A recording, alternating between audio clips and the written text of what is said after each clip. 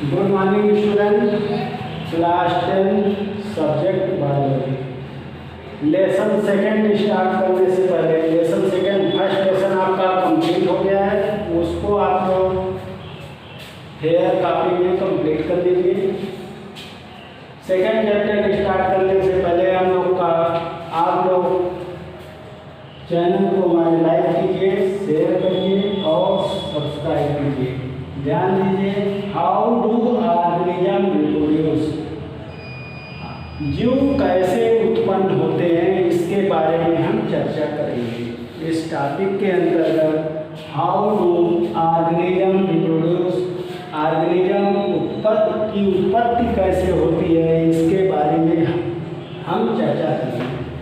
सबसे पहले आइए, the production of new organism की उत्पत्ति करने के लिए from the existing organism of the same species, समान प्रकार के स्पीसीज से जो न्यू ऑर्गेनिज्म की उत्पत्ति, हम सेम उसी टाइप के ऑर्गेनिज्म की उत्पत्ति करते हैं, उस प्रोसेस को हम कहेंगे रिप्रोडक्शन। ठीक, reproduction is essential for the survival of a species on the अर्थ पर, पृथ्वी पर उस प्रकार के ऑर्गेनिज्म को सरवाइव करने के लिए, क्या कह सकते हैं, इस प्रोसेस को आगे बढ़ाने के लिए जो आवश्यक स्पीसीज होते हैं उनको कहते हैं हम रिप्रोडक्शन। ये दूसरा सेकंड डिफिनीशन बन गया इसका रिप्रोडक्शन का। या the process of reproduction ensure continuity of life under, इस प्रोसेस में जीवन चक्र को आगे बढ़ाने के लिए जो लगातार हम प्रयास करते जा रहे हैं वो हमारा कहलाएगा रिप्रोडक्शन। ध्यान रखिएगा। Third definition, reproduction by human being के कंडीशन में आएंगे, ensure that the human species will continue to exist on this earth for all the time to come।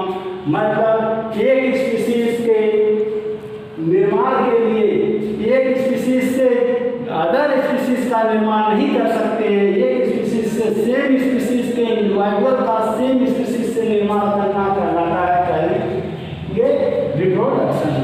ठीक, नेक्स्ट प्रोसेस में इसमें टाइप्स ऑफ रिप्रोडक्शन कहने का मतलब दो प्रकार का होता है, एसेक्सुअल और सेक्सुअल।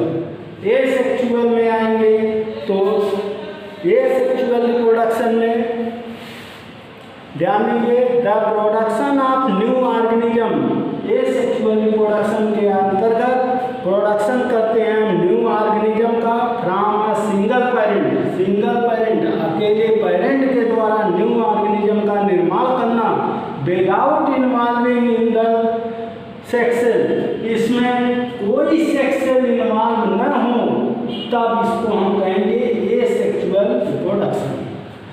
ठीक, न्यू ऑर्गेनिज्म की उत्पत्ति करना इन सिंगल सेल के द्वारा नए ऑर्गेनिज्म की उत्पत्ति करना कहलाता है ये सेक्सुअल रिप्रोडक्शन। ध्यान दीजिए, इसकी डिफिनीशन ये बनेगा ये सेक्सुअल रिप्रोडक्शन का,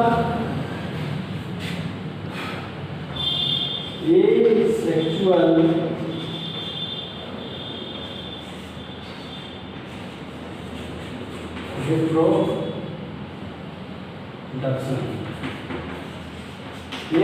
रिप्रोडक्शन में reproduction give rise to more than one organism. ध्यान दीजिए, या हम कह सकते हैं the production of new organism. ध्यान दीजिए, the production of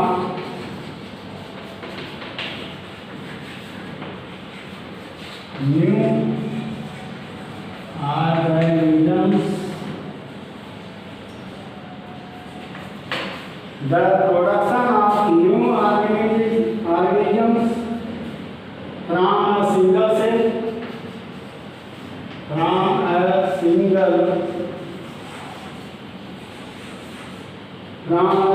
cell, parent without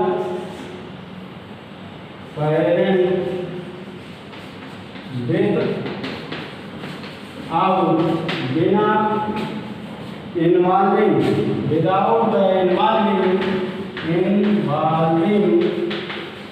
without involving of sex cell.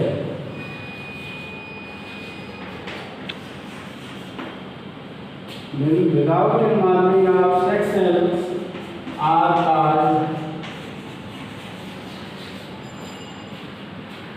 asexual.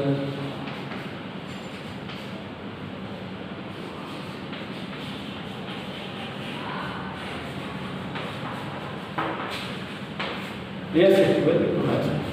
ध्यान दीजिए, एसेक्सुअल मीन्स फिर से समझ लीजिए, asexual reproduction means the production of new organism की उत्पत्ति करना फ्रॉम अ सिंगल सेल, अकेले सेल के द्वारा, अकेले पेरेंट सेल के द्वारा, कह सकते हैं without the involving of sex cell, बिना सेक्स सेल के इन्वॉल्व हुए ये प्रोसेस कहलाएगा, it is called asexual reproduction. ध्यान दीजिए, इन एसेक्सुअल रिप्रोडक्शन में फॉर एग्जांपल इसके अंतर्गत एसेक्सुअल में आ जाएंगे, तो एग्जांपल के अंतर्गत ध्यान दीजिए आ जाएगा अमीबा। अमीबा में कहने का मतलब, अमीबा में बाइनरी फिशन होता है। एसेक्सुअल के अंतर्गत अमीबा में फॉर एग्जांपल ध्यान दीजिए, एग्जांपल के द्वारा दिखा रहे हैं, अमीबा आपका अनियमित शेप एंड साइज, ठीक, अमीबा का आकार अनियमित होता है। ये आपका न्यूक्लियस है, ये आपका स्यूडोपोडिया कहलाता है। ये पार्ट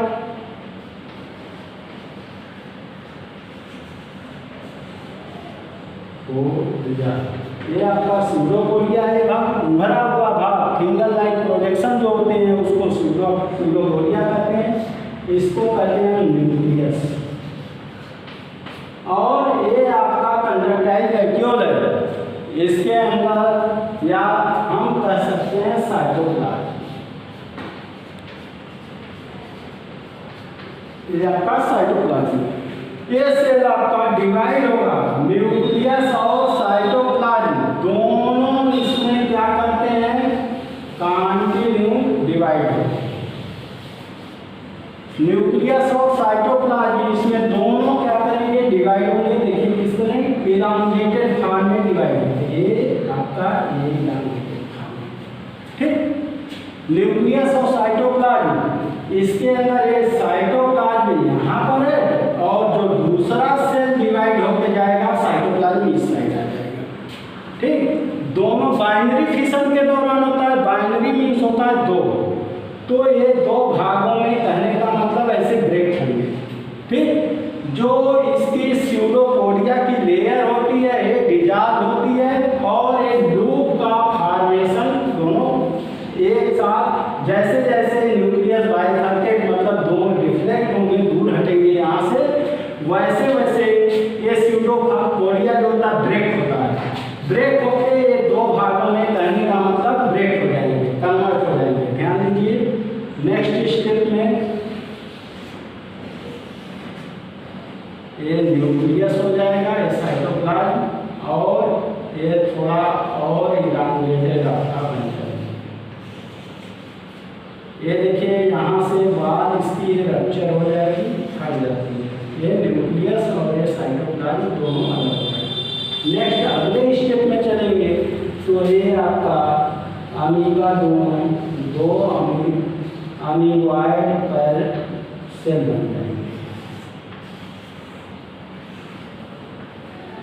दो अमीबॉइड सेल का फॉर्मेशन करेंगे। इस तरीके से आपका बाइनरी फिशन का प्रोसेस इसमें कंप्लीट होता है। थैंक यू, धन्यवाद। नेक्स्ट लेक्चर में एक्सप्लेन करेंगे।